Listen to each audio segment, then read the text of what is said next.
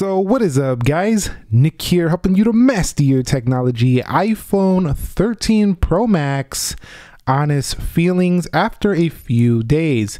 So this is going to be more of an opinion piece, more of my experience. I will be giving you the full review soon, the more technical review, and shout outs to the iPhone 13 Pro. Let me get a little bit closer here.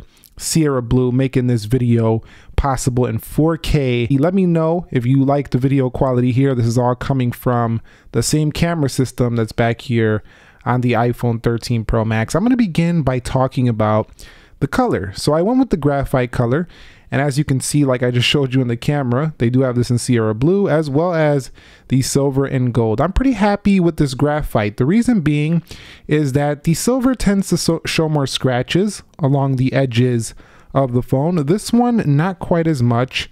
And it's a little bit lighter than black, so it does still have some pop to it. Although in certain lightings it is pretty dark, I still do really like the graphite. I think it's just clean, professional looking. It reminds me of like the Macs that are in space gray and stuff like that. So really do prefer the color. I will say in terms of the price, this one did come in at around $1,200, so not much different from the iPhone 12 Pro Max, and I like that for the reason that you're getting a smoother display, a larger battery inside here, better cameras with the cinematic camera modes, and being that the price stays the same, I think that's pretty good. We don't want the price to go up for a phone that doesn't really offer that much more, but still offers a similar experience. So I'm very happy that they didn't go up on the price point, but I still think it's a bit high. You know, if you're looking for a phone at a better value price, this is not going to be for you. This is for people who want to go all out. They want the best of the best, and they don't care about the price too much. All right, so let me talk about the notch. I'm in dark mode, so I'm going to go ahead and turn off dark mode here. So it does get a little bit shorter this way, but seems to be just slightly deeper. Kind of reminds me of the Google Pixel 3 XL, if you remember that phone. But let's go ahead and talk about it here. Now, I'm reading about the iPhone 13 Pro here on Wikipedia, and you'll see that they kind of have it set up to where it doesn't really cut into the content. So no, it's not a real big deal there.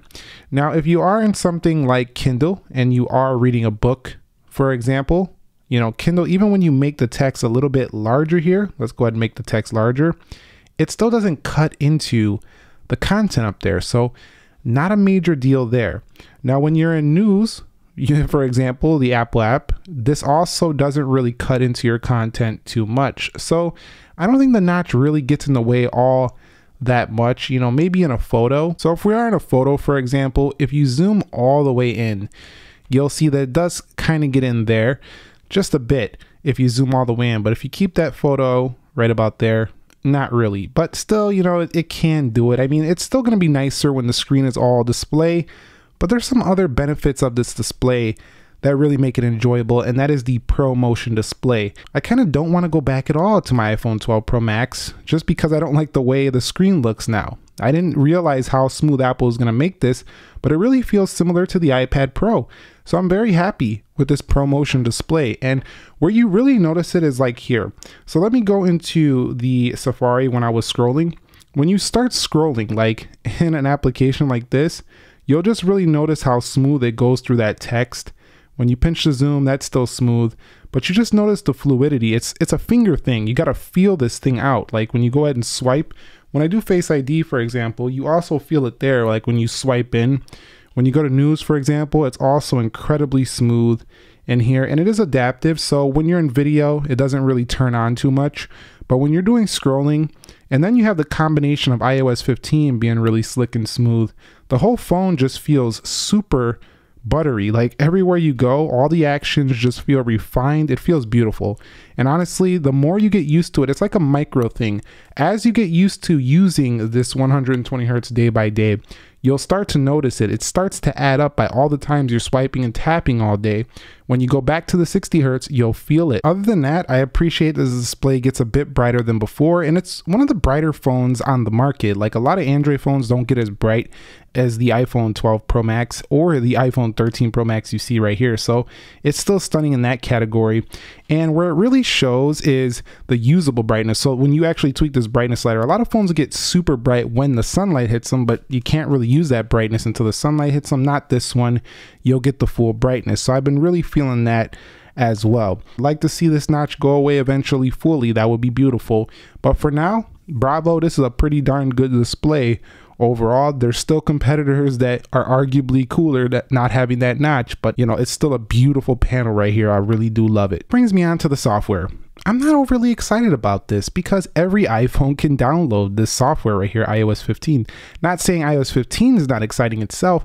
I'm just saying it's not something you think about. When you just bought your iPhone 13 Pro, you're looking to, you know, experience the new hardware. After all, Apple is selling hardware mostly, with giving you great software support for years to come. But the software, I was already experiencing it, so I have no real major feelings on that. I just feel like I'm using the same thing I was using already when it comes to software. And this software is one of the reasons why a lot of people call these very much the same, because you can just transfer directly your software over your backup to your new iPhone. It'll feel like you didn't even change your phone at all. So if you want to feel like fresh, maybe you want to start it up new and just start putting apps in different places to make it feel fresh. Because if you transfer directly, everything's going to be right in place and it's going to feel exactly like the same phone. Now, when it comes to performance, you've seen the speed test, and a lot of people say I'm not pushing these phones hard enough, but really in the day-to-day, I'm showing you in these speed tests what I do. I open up applications all day long. I'm constantly popping in between them, and I do video rendering on my phone sometimes. That's why I'll include that in the speed test. I just feel like I'm getting diminishing returns here. Yeah, you'll see it in gaming, you know, graphically, it's going to feel a little more powerful.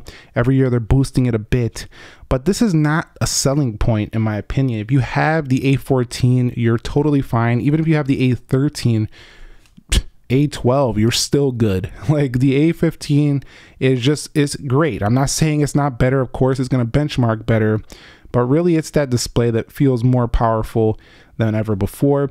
Yeah, you do have, technically you're going to get the higher benchmarks, but they didn't increase the RAM. Overall, here's what I got to state. It doesn't feel that much faster day to day, just the display feels slicker. In terms of apps opening up and stuff like that, you're not going to feel like you just got some revolutionary product just because you got the iPhone 13 Pro Max. You'll feel like it's fast, like I expect. I paid over $1,000 and I love that display. That's what you're gonna feel like. Now, here's an area that really impressed me so far. First of all, I gotta state, I'm feeling these cameras being nice and definitely a bit larger than the older iPhone 12 Pro Max. As you can see right there, it's definitely pretty impressive how large those camera lenses are. But let's not talk about just how large the camera lenses are. Let's talk about the camera game itself. I'm gonna show you a couple samples here in a minute, but I've been super impressed by the video, the photo, the portrait mode, everything. Like, this is the total package camera. And what I really like is that you can do cinematic mode on the front and the rear. So that's like blurring the background on your front facing video. Again, a vlogger's dream phone right here. You know, filmmaker's dream phone right here. This is the phone you want in your pocket to complement your high-end camera gear, or just get rid of your camera gear if that's what you want to do. And the thing about it is that it has a nice balance between professional and ease of use. You could get this 13 Pro Max or an iPhone 13 and never touch things like RAW. You don't ever have to touch these photo styles if you don't want to. You can just leave it in standard, never touch it. You don't even got to change out of the 4 to 3 if you don't know what this stuff means. You could just leave it like this, take a photo, and your photos are still going to turn out super sharp, even if you don't know how to use this phone. So, but if you want to get a little more pro, you do have more professional grade cameras within the App Store, like Filmic Pro, for example, manual cameras, things like that. So if you want to get more pro, you can play around with the RAW features in here. You can do it, but if you want it to be easy on iPhone, simple like it's always been, it still does that. Overall, I gotta say, this is one area I am pretty blown away by the cameras. Just like I was with the 12 Pro Max, they're very good. And they definitely seem like you're getting what you pay for, especially in the area of camera. That's why I'm so confident to just shoot this video with the iPhone 13 Pro Max. I know it's going to turn out good. Let me know your thoughts on the quality so far, and take a look at my samples with the 13 Pro Max so far, and let me know your thoughts on this one.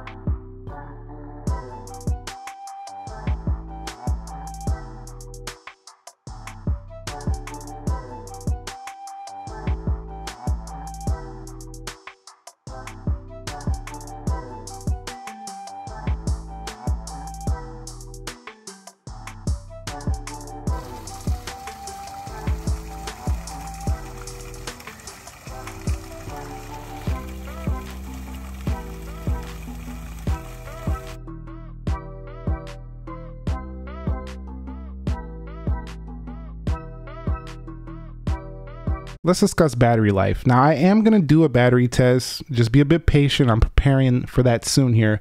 But in terms of just my honest take on this so far, I've been pretty impressed. It's given me, I think, what Apple's been stating in the event, about 2.5 hours better battery life. It's pretty noticeable.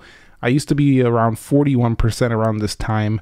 The time right now is 9:37 p.m. By the time you're watching this video, I had shot this yesterday, so you're seeing it a little bit after, but you'll see that 61%. I did charge this earlier today at 11:43 a.m., but you know, it's been a whole day mostly already, and look at this. I got 61% to go. I can go all the way till the morning without charging this, no problem, maybe into the next day.